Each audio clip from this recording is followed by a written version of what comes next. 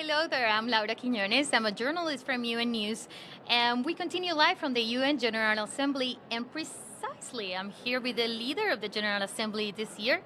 She's Maria Fernanda Espinosa. Thank you for being here with us. She's the president of the General Assembly and the first Latin American woman to occupy this position. So we're very proud to have you here. Thank you, Laura. Very, very pleased to be here in Facebook Live and communicating with the entire world and presenting this incredible General Assembly that has gathered more than 130 leaders from around the world. You already had a first pretty busy day. Tell us a little bit about it. Well, it was indeed a very busy day. We started with the unveiling of a statue of Nelson Mandela, a beautiful statue that would remain here in the headquarters of the United Nations. Then we continued with the Nelson Mandela Peace Summit. It's a commemoration of the 100 years anniversary of this incredible world leader, Nelson Mandela. Very successful because we had dozens of heads of state and government who are going to speak and are continuing to speak at the General Assembly Hall. We had also very fruitful discussions in high-level events at the ministerial and head of state level with youth. That was very powerful, very strong, listening firsthand. Very strong statements from the youth and youth leaders from around the world. We had also an event on refugees. We know that we are facing a refugee crisis around the world. Member states are gathering and deciding on a global compact on refugees that is extremely important. I met at lunchtime with business leaders under the umbrella of the Global Compact that was created, we have to remember that, by Kofi Annan 18 years ago.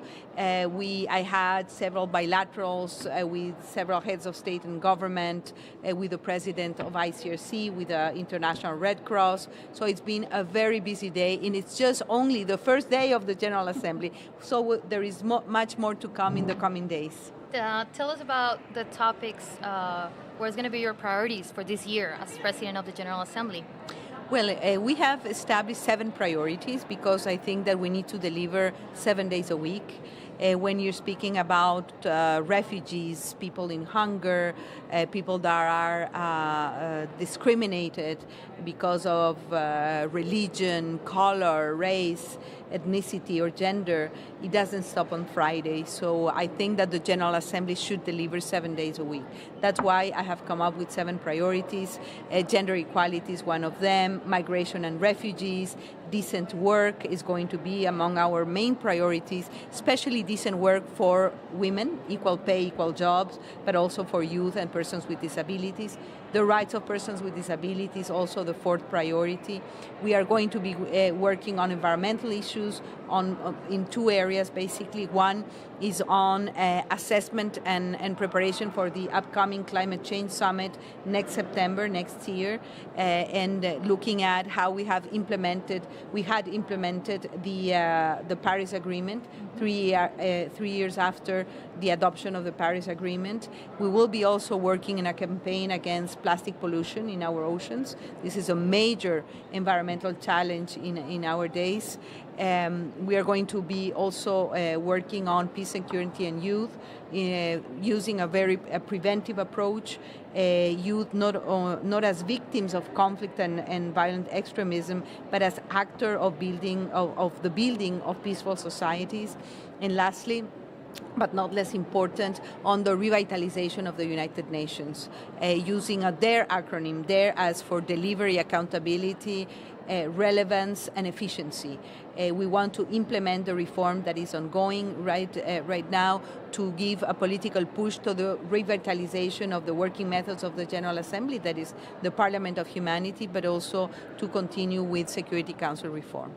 Well, it seems like it's going to be a really busy year It for is you. indeed a very busy year, and I really count on the support of the media, of organized civil society, of major stakeholders, but also the work and the support of member states. They are the key players here in this House. And there is a topic that's always going to come up, and that's you being the first Latin American woman, being the president of the General Assembly, and the fourth in the whole history of the United Nations. And there's many girls and women that are watching us now. What do you have to say to them? Well, I think that for women in 73 years of history of the United Nations is not good enough.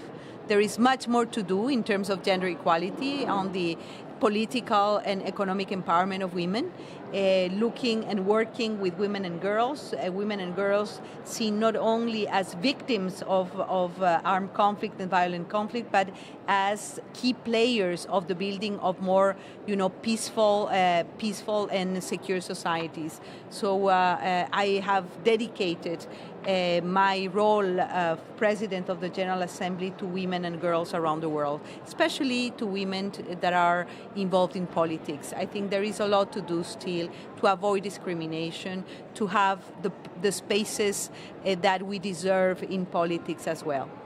And there's also a really good fact to give to our viewers is that besides being a diplomat, a politician, you're also a poet.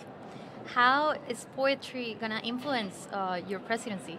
Well, I think that poetry is a way of dignifying the words, language, and I think it's very important to give the proper meaning to words and to just not speak and talk, but walk the talk and really act and do whatever we say we are going to do. So I really hope that this year's General Assembly is going to deliver for the poorest of the poor, for the people in need, and I hope that we will be at the the height in spirit and action that would make us feel proud of representing the people that we represent here in the United Nations. And you will be working for the world 7 days of the week. Will you have time to write? I don't know. What I have time every day is to read. No matter what time it is, if I'm exhausted or tired, I read at least one poem a day. That is like eating bread or having your vitamins during the day. I do read a poem every day, and that makes my life much easier and much more beautiful. And it's a pride for women to have you here as our representative, but also for Ecuadorian people. You're from Ecuador. How does it feel to have the Ecuadorian flag in the PGA's office? Well, I feel so proud, and I am also very thankful because I see through the social media how supportive, how encouraging the Ecuadorians have been to my presidency, especially women, young women, and I feel very proud, very happy, but also I feel a strong commitment. I need to leave the name of my country, Ecuador, in a very strong position, and I really want to deserve my condition as Ecuadorian woman, and I'm happy and proud to see the Ecuadorian flag in my office, in the General Assembly Hall, in the office behind the podium of the General Assembly. Wherever I go, I see the Ecuadorian flag, and I feel so proud, so committed, and so driven towards delivering the way I should deliver. So I'm really happy and honored.